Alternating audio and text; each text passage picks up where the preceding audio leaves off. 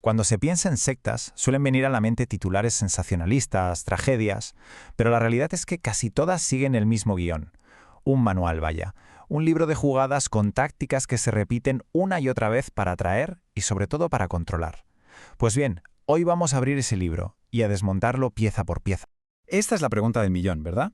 ¿Por qué alguien acabaría metido en una secta? Nos horrorizan, pero seamos sinceros, también nos provocan una extraña fascinación.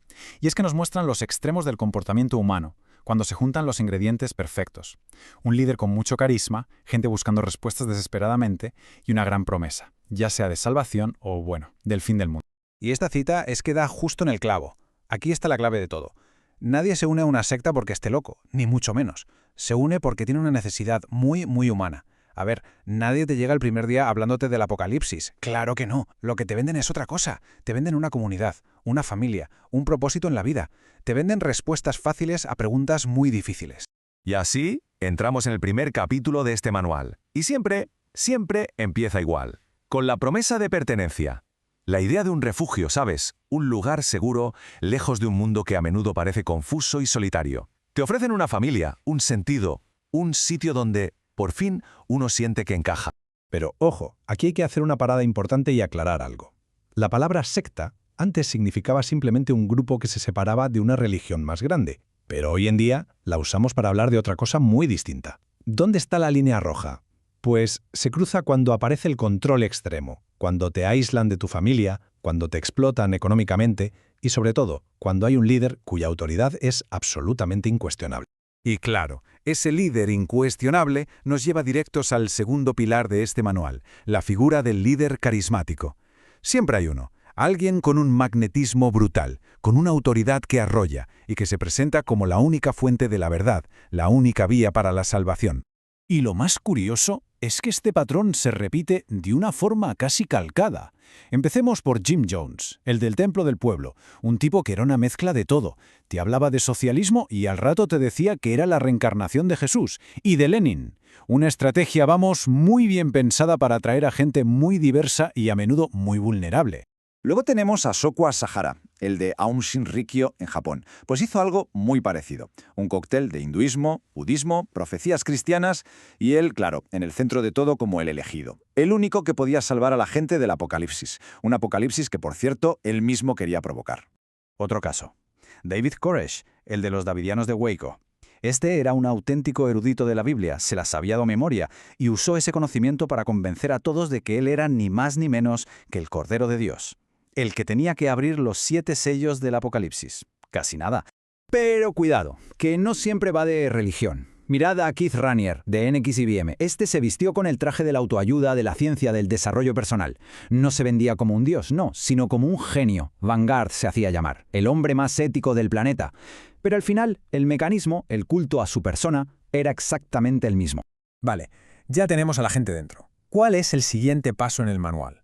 Pues uno muy oscuro. Empezar a desmantelar quién eres, quitarte tu individualidad pieza a pieza. El objetivo es muy simple, pero aterrador, la obediencia total y ciega. Y este proceso, este adoctrinamiento, sigue una especie de receta muy clara. Primero, lo que llaman el bombardeo de amor. Te inundan de cariño, de atención, te hacen sentir la persona más especial del mundo. Cuando ya estás dentro, ¡zas! Segundo paso, te aíslan.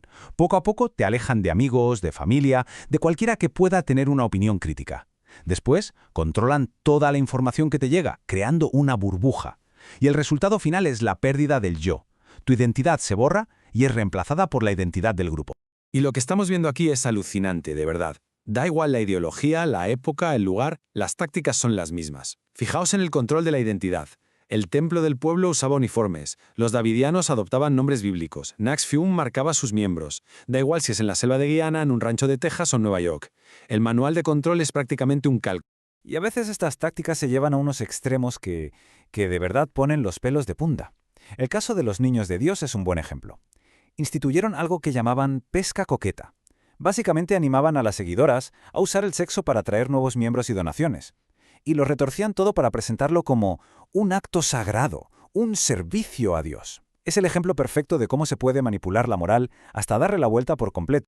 Claro, con este nivel de control absoluto, la cosa solo puede acabar mal. Es inevitable. Lo que empieza como la promesa de una utopía, de un paraíso, se acaba convirtiendo en una cárcel de abusos, de explotación y muchas veces de violencia. El paraíso prometido se pudre desde dentro. El asedio de Waco es quizá uno de los ejemplos más trágicos de esto.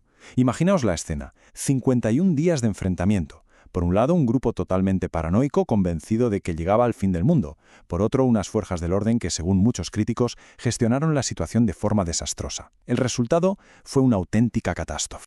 918. Es una cifra que cuesta hasta pronunciar. Ese es el número de personas, incluyendo más de 300 niños, que murieron en Johnstown.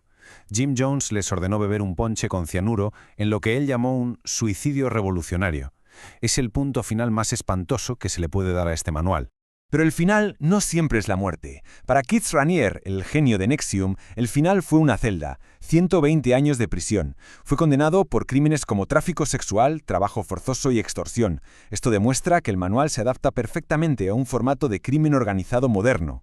13 personas murieron y más de 6.000 resultaron heridas cuando miembros de Aum Shinrikyo liberaron gas sarin en el metro de Tokio. Su líder, Asahara, había decidido que si el mundo no se acababa por sí solo, pues ya se encargaría él de darle un empujoncito. Ahora, no todas estas historias acaban en una gran confrontación. Algunos grupos son maestros de la supervivencia. Lev Tahor, por ejemplo, es un caso de libro. Como se ve aquí, su estrategia es ser nómadas. En cuanto las autoridades de un país les pisan los talones, ¡hop!, se van a otro. Así llevan décadas, huyendo y perpetuando sus prácticas, siempre un paso por delante de la justicia. Y todo esto nos lleva a la recta final. ¿Qué pasa después? Cuando el líder cae o el grupo se enfrenta a la justicia, ¿se acaba todo? ¿Qué ocurre con la ideología y con los seguidores? La verdad es que la sombra que proyectan es muy alargada. Pues el resultado es variado. Como podemos ver, más o menos la mitad se disuelve tras el gran escándalo. Pero ojo, un número importante se fragmenta en grupos más pequeños que continúan con la misma ideología. Y luego hay otros, como Lev Tahor, que simplemente bajan el perfil y siguen operando. Y, por supuesto, no podemos olvidarnos del coste humano. Para la gente que logra salir, el fin de la secta es solo el principio de un camino durísimo. Se enfrentan a la tarea titánica de reconstruir una identidad, unas relaciones y una visión del mundo que les fue completamente arrebatada. Y con esto terminamos, pero con una pregunta que da un poco de vértigo. Pensemos en una cosa. El manual de las sectas funciona creando una burbuja, una realidad alternativa y aislada. Y ahora miremos a nuestro alrededor, a la era de la desinformación, a las redes sociales, a los algoritmos que nos encierran en nuestras propias cámaras de eco. La pregunta es, ¿no estamos creando, sin querer, el terreno de juego perfecto para que estas tácticas prosperen hoy a una escala mucho mayor?